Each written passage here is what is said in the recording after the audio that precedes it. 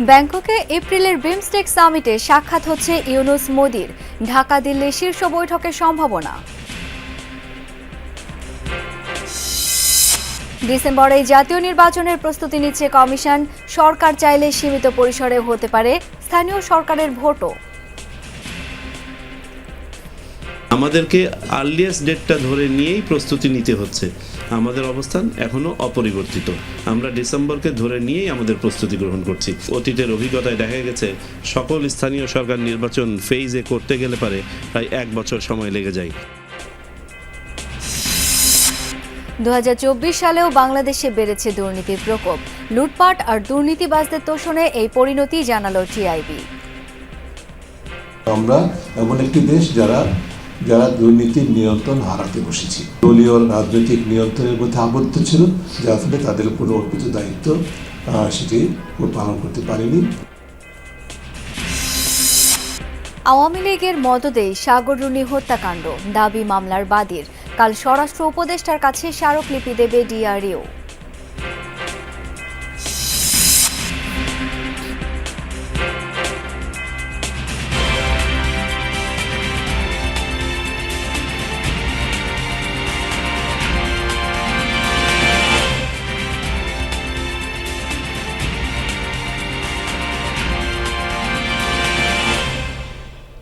আমন্ত্রণ যমুনা নিউজে, আপনাদের সাথে আছি আমি শাওন দত্ত।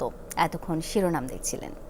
5 আগস্টের পট পরিবর্তনের পর প্রথমবার ভারতের প্রধানমন্ত্রী নরেন্দ্র মোদির সাথে সাক্ষাৎ হতে যাচ্ছে প্রধান উপদেষ্টা ডক্টর মোহাম্মদ ইউনূসের। এপ্রিলের প্রথম সপ্তাহে ব্যাংককে অনুষ্ঠেয় বিমস্টেক সামিটের সাইডলাইনে বৈঠকও হতে পারে উপমহাদেশের 2 শীর্ষ সরকার প্রধানের।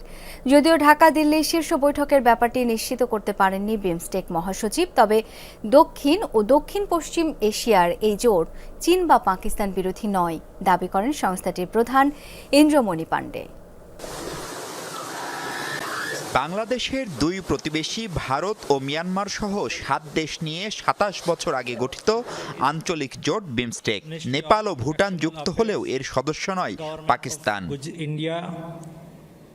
সংস্থাটির সদর দপ্তর ঢাকায় সাংবাদিকদের মহাসচিব জানান, 4 এপ্রিল ব্যাংককে হচ্ছে এবছরের শীর্ষ সামিট। প্রধান উপদেষ্টা ডক্টর মোহাম্মদ ইউনূস ও ভারতের প্রধানমন্ত্রী নরেন্দ্র মোদী সহ সদস্য দেশের সরকার প্রধানরা যোগ দিচ্ছেন তাতে। 5 আগস্ট পরবর্তী টানাপোড়েনের মধ্যে প্রথমবারের মতো মুখোমুখি হচ্ছেন প্রফেসর ইউনূস ও নরেন্দ্র মোদী। গুঞ্জন আছে বহুপাক্ষিক আয়োজনে সাইডলাইনে বৈঠক করতে পারেন তারা। ঢাকা ও দিল্লি দুপক্ষই তা চাই বলেও বিশ্বাস অনেকের। Summits do provide an opportunity for leaders to engage in conversations. সদস্য দেশগুলো সরকার প্রধানদের দেখাতে হবেই, তবে আলাদাভাবে তারা বৈঠক করবেন কিনা সেটি নির্ভর করছে দুদেশের সরকারের ওপর। To decide what kind of bilaterals they would have, because it's their prerogative. মহাসচিব জানান, সম্মেলনের পরেই বিমস্টেকের চেয়ারম্যান হতে যাচ্ছে বাংলাদেশ। সাংবাদিকরা জানতে চান, চীন পাকিস্তানের বিরোধিতা করার জন্যই এই জোট কাজ করছে কিনা। BIMSTEC has been in existence for 27 years. 27 বছর ধরে এই জোট কাজ করছে। সদস্য রাষ্ট্রগুলোর মানুষের জীবনে ইতিবাচক পরিবর্তন ও ব্যবসা বাণিজ্য কানেক্টিভিটি বাড়ানো এর লক্ষ্য। আলাদা কোনো দেশ নিয়ে মাথা ব্যথা নেই। And I don't think it has been conceived with any other purpose in mind. Dhaka Delhi সম্পর্কের উন্নয়নে বিমস্টেক কোনো ভূমিকা রাখতে পারে কিনা সে প্রশ্নের সরাসরি উত্তর না দিলেও দ্বিপাক্ষিক ইস্যুতে যে কিছু করার নেই তা জানান Indramani Pandey. It's up to the member states to use those opportunities for meetings beyond the summit meetings. Mahfuz Mishu, Jamuna news, Dhaka. December ধরে জাতীয় নির্বাচনের প্রস্তুতি নিচ্ছে কমিশন। বড় পরিসরে স্থানীয় সরকার নির্বাচন করতে হলে পিছিয়ে যাবে জাতীয় নির্বাচন। উন্নয়ন সহযোগী দেশের রাষ্ট্রদূতের সাথে বৈঠক শেষে এসব জানান কমিশনার আবুল ফজল মোহাম্মদ সানাউল্লাহ। বাংলাদেশের ইতিহাসে সেরা নির্বাচন প্রত্যাশা করে ইউএনডিপি, বলেছেন সংস্থাটির ঢাকা মিশন প্রধান স্টেফান লিলার। নির্বাচন ও সংস্কার নিয়ে রাজনৈতিক দল ও অন্তর্বর্তী সরকারের মধ্যে দর কষাকষি চলছে শুরু থেকেই। বিএনপি বারবার নির্বাচনী রোডম্যাপ ঘোষণার দাবি জানিয়ে আসছে। অন্যদিকে সংস্কার বাস্তবায়ন ও গণহত্যায় দায়ীদের বিচারের আগে ভোটের পক্ষে নয় গণ অভ্যুত্থানে সামনে থাকা শিক্ষার্থীরা সহ কয়েকটি রাজনৈতিক দল। এমন বাস্তবতায় নির্বাচন ভবনে মঙ্গলবার সকালে ইউএনডিপি সহ 17টি দেশের রাষ্ট্রদূত ও প্রতিনিধিরা বৈঠক করেন সিইসি AM নাসির উদ্দিন ও অন্যান্য কমিশনারদের সাথে। ত্রয়োদশ জাতীয় সংসদ নির্বাচন সামনে রেখে কমিশনের প্রস্তুতি ও উন্নয়ন সহযোগী দেশগুলো কিভাবে কোন কোন ক্ষেত্রে সহযোগিতা করতে চায় তাদের পরিকল্পনা তুলে ধরা হয়। এরই মধ্যে ভোটার তালিকা হালনাগাদ কর্মসূচিতে প্রযুক্তিগত ও সক্ষমতা বৃদ্ধিতে সহায়তা করছে ইউএনডিপি। প্রায় 1.5 ঘন্টা ধরে চলে এই বৈঠক। পরে ইউএনডিপির ঢাকার মিশন প্রধান একটি সুষ্ঠু ও অবাধ নির্বাচনের প্রত্যাশার কথা জানান।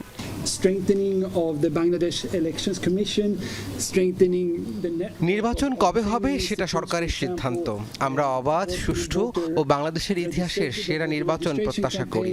এজন্য কারিগরি সহায়তা, সক্ষমতা বৃদ্ধি, প্রবাসী ভোটার সহ নির্বাচন কমিশনকে শক্তিশালী করতে আমরা সহায়তা করব।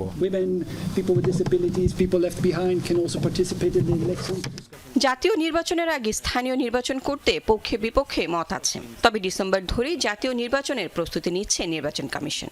জাতীয় ও স্থানীয় নির্বাচন একসাথে সম্ভব নয় বলে মনে করেন কমিশনার অবসরপ্রাপ্ত ব্রিগেডিয়ার জেনারেল সানাউল্লাহ। আমাদেরকে আর্লিয়েস্ট ডেটটা ধরে নিয়েই প্রস্তুতি নিতে হচ্ছে। আমাদের অবস্থান এখনো অপরিবর্তিত। আমরা ডিসেম্বরকে ধরে নিয়েই আমাদের প্রস্তুতি গ্রহণ করছি। অতীতের অভিজ্ঞতায় দেখা গেছে সকল স্থানীয় সরকার নির্বাচন ফেজে করতে গেলে পারে প্রায় 1 বছর সময় লেগে যায়।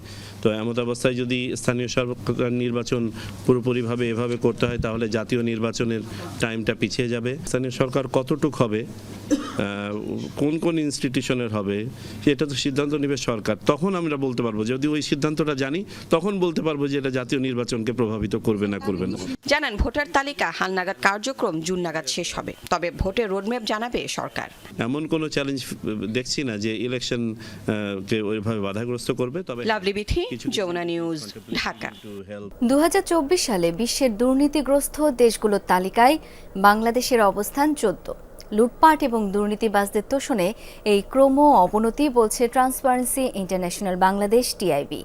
সংস্থার নির্বাহী পরিচালক ডক্টর ইফতেখারুজ্জামান জানান, 2024 সালের স্কোর ও উচ্চক্রম অনুযায়ী বাংলাদেশের অবস্থানের অবনতি ঘটেছে। সিপিআই 2024 অনুযায়ী 100-র মধ্যে বৈশ্বিক গড় স্কোর যেখানে 43, সেখানে বাংলাদেশের স্কোর মাত্র 23। সূচকের সবচেয়ে বেশি দুর্নীতিগ্রস্ত দেশ দক্ষিণ সুদান, আর সবচেয়ে কম দুর্নীতি হয়েছে ডেনমার্কে। আন্তর্জাতিক দুর্নীতি বিরোধী সংস্থা টিআই এর দুর্নীতি ধারণা সূচক 2024 প্রকাশ করা হয় রাজধানীর মাইডাস সেন্টারে। 2024 সালে বিশ্বের দুর্নীতিগ্রস্ত দেশগুলোর তালিকায় বাংলাদেশের অবস্থান সর্বনিম্ন থেকে 14। সূচকে অন্তর্ভুক্ত 180টি দেশের মধ্যে বাংলাদেশের অবস্থান 151তম, যেখানে বাংলাদেশের স্কোর 23, অর্থাৎ স্কোর বিবেচনায় 2 ধাপ অবনতি ঘটেছে বাংলাদেশের। আমরা এমন একটি দেশ যারা দুর্নীতির নিয়ন্ত্রণ হারাতে বসেছি। আমাদের স্কোর হচ্ছে 100-র মধ্যে 23, যেটি গতবারের তুলনায় 1 পয়েন্ট কম এবং গতবারের তুলনায় 2 স্টেপ নিচে নেমেছে। ট্রান্সপারেন্সি ইন্টারন্যাশনাল বাংলাদেশ টিআইবির নির্বাহী পরিচালক ডক্টর ইফতেখারুজ্জামান জানান, বিগত 13 বছর মুখে দুর্নীতি দমনের কথা বললেও বাস্তবে দুর্নীতিকে প্রশ্রয় দিয়েছে, লালন করেছে কর্তৃত্ববাদী সরকার। এমনকি দুর্নীতি সংগঠনে সহায়তা ও অংশগ্রহণও করেছে। আমাদের এই সময় যেটা আমরা দেখেছি, পাবলিক সেক্টর করাপশন অর্থাৎ সরকারি খাতে দুর্নীতি নিয়ন্ত্রণের কোনো কার্যকর, বিশেষ করে হাই লেভেল করাপশনের দুর্নীতি নিয়ন্ত্রণের কোনো কার্যকর পদক্ষেপ আমরা দেখতে পারিনি। যে রাষ্ট্রীয় যে প্রতিষ্ঠানগুলো, যেগুলো বিশেষ করে দুর্নীতি দমন কমিশন সহ অন্যান্য যেসব পাবলিক অ্যাডমিনিস্ট্রেশন বা জনপ্রশাসন, আমলাতন্ত্র দলীয় রাজনৈতিক নিয়ন্ত্রণের মধ্যে আবদ্ধ ছিল, যার ফলে তাদের উপর অর্পিত দায়িত্ব সেটি পালন করতে পারেনি। ডক্টর ইফতেখারুজ্জামান বলেন, দক্ষিণ এশিয়ার 8টি দেশের মধ্যে এবারও বাংলাদেশের অবস্থান ও স্কোর বিব্রতকর। এই অঞ্চলে বাংলাদেশের নিচে রয়েছে কেবল আফগানিস্তান। অভিযোগ, নিয়ন্ত্রণের বাইরে চলে গেছে দুর্নীতি। এর ব্যাপকতা গভীর উদ্বেগজনক বলে জানান তিনি। দক্ষিণ এশিয়াতে বাংলাদেশ একমাত্র শ্রীলঙ্কার পাশাপাশি দেশ যারা 2012 থেকে এই পর্যন্ত সবচেয়ে লোয়েস্ট স্কোর করেছে। চৌর্যবৃত্ত ভিত্তিক রাজত্ব যেটা ছিল, তার উপর ভিত্তি করে যে স্বৈরতান্ত্রিক ব্যবস্থা, তার একটা চূড়ান্ত রূপ ধারণ করেছিল যে মেয়াদটি, এটা অর্থাৎ নভেম্বর 2021 থেকে সেপ্টেম্বর 2024 এই মেয়াদটি। দুর্নীতির মাধ্যমে যেসব দেশে অর্থ পাচার করা হয় সেগুলো কম দুর্নীতিগ্রস্ত, তাই সেসব দেশে জবাবদিহিতা নিশ্চিতের বিষয়টি জোরালো হওয়ার বিষয়ে ভাবনার সুযোগ রয়েছে মত টিআইবির। সেন্টারগুলোর ফাঁক ফোকর এরকম আছে যে, এবং এমন পদ্ধতি আছে যেমন করে যে কোনো পরিমাণ অর্থ যে কোনো অবৈধ সূত্র হোক সূত্রের থেকে সেখানে গিয়ে লগ্নি করা যায়, অ্যাপার্টমেন্ট কেনা যায়, বিল্ডিং কেনা যায়। সূচক অনুযায়ী বিশ্বে সবচেয়ে বেশি দুর্নীতিগ্রস্ত দেশ দক্ষিণ সুদান, আর সবচেয়ে কম দুর্নীতি হয় ডেনমার্কে। যারা দুর্নীতিতে অভিযুক্ত তাদেরকে বিচার করা দূরে থাকুক। Farhana Nancy, Jamuna news, Dhaka. আওয়ামী লীগ সরকারের প্রত্যক্ষ মদদে ঘটানো হয়েছে সাগররুনি হত্যাকাণ্ড। পরে উচ্চ পর্যায়ের নির্দেশেই ধ্বংস করা হয় বহু আলামত। সকালে হাইকোর্ট প্রাঙ্গণে তদন্তের অগ্রগতি নিয়ে এক সংবাদ সম্মেলনে এমন অভিযোগ করেছেন মামলার বাদী। এপ্রিলে এই সরকার গঠিত টাস্কফোর্স তদন্ত প্রতিবেদন জমা দেবার কথা পরিবারের আশা, এবার হত্যার রহস্য উন্মোচন সহ ন্যায় বিচার পাবেন তারা। 2012 সালের 11 ফেব্রুয়ারি নিজ বাসায় কুপিয়ে হত্যা করা হয় সাংবাদিক দম্পতি সাগর রুনিকে। একমাত্র সন্তান 4.5 বছরের মাহির সারোয়ার মেঘের সামনেই তাদের খুন করা হয়। 13 বছরের আগের এই ছোট্ট শিশু এখন কিশোর। এ সময়ে দেখেছেন বাবা মায়ের হত্যা নিয়ে কত জল ঘোলা হয়েছে। তদন্ত সংস্থায় পরিবর্তন হয়েছে 4 দফা। প্রতিবেদন জমা দেওয়ার তারিখ পিছিয়েছে 114 বার। তবে পরিবর্তিত প্রেক্ষাপটে এবার আশার আলো দেখছেন সাগররুনি দম্পতির ছেলে মাহির সারোয়ার মেঘ। আগে তো কিছু হইতো না, এখন তো দেখতেছি যে ওরা কাজ করতেছে। একটু হলেও আমরা হোপফুল, আশা করা যাচ্ছে যে মানে পজিটিভ কিছু একটা শুনতে পারবো। বিভিন্ন বাহিনী ঘুরে মামলাটি বর্তমানে তদন্ত করছে পিবিআই। বাদী মেহরুন রুনির ভাইয়ের দাবি হত্যাকাণ্ড ঘটেছে বিগত আওয়ামী লীগ সরকারের মদদে। আমরা সবসময় মনে করতাম যে আগের সরকার সংশ্লিষ্ট কেউ বা সরকার স্বয়ং এই হত্যাকাণ্ডের সাথে জড়িত, কারণ যত ধরনের আসলে নাটক হয়েছে, ডিএনএ টেস্ট থেকে শুরু করে আমাদেরকে হয়রানি, এবং স্বয়ং তৎকালীন যে প্রধানমন্ত্রী বলেছেন যে বেডরুমে পাহারা দেওয়ার দায়িত্ব তার না, এই সবগুলো থেকেই আমরা আসলে মনে করি যে তৎকালীন সরকার বা তাদের সংশ্লিষ্ট কেউ এটার সাথে জড়িত। গত 23 অক্টোবর এই মামলার তদন্তে 4 সদস্যের টাস্কফোর্স গঠন করে স্বরাষ্ট্র মন্ত্রণালয়। প্রধান করা হয় পিবিআই প্রধানকে। আগামী 4 এপ্রিল তদন্ত প্রতিবেদন জমা দিতে বলা হয়েছে টাস্কফোর্সকে। ভেস্টেড কোয়ার্টারের ইন্টারেস্ট ইমপ্লিমেন্ট করার জন্যই এই তদন্ত প্রক্রিয়াকে সঠিক আইনিভাবে পরিচালিত হতে দেওয়া হয়নি। র্যাব তো তদন্তকারী কোনো সংস্থা না, তাদের তদন্তের কোনো কার্যকারিতা নাই, তারা এক্সিকিউটিভ বডি, তারা আদেশ বাস্তবায়নকারী সংস্থা। তাদের কাছে কেনই বা তদন্ত করার জন্য দায়িত্ব দেওয়া হয়েছিল সেটিও খতিয়ে দেখছেন ইনভেস্টিগেটিং অফিসার। এর আগে এই মামলায় বিভিন্ন পর্যায়ে 160 জনকে জিজ্ঞাসাবাদ করেছে র্যাব। ডিএনএ পরীক্ষার জন্য যুক্তরাষ্ট্রে পাঠানো হয় হত্যায় ব্যবহৃত ছুরি, বটি সহ বিভিন্ন আলামত, কিন্তু হত্যাকাণ্ড রহস্যই থেকে গেছে। আরিফুর রহমান সবুজ, যমুনা নিউজ, ঢাকা।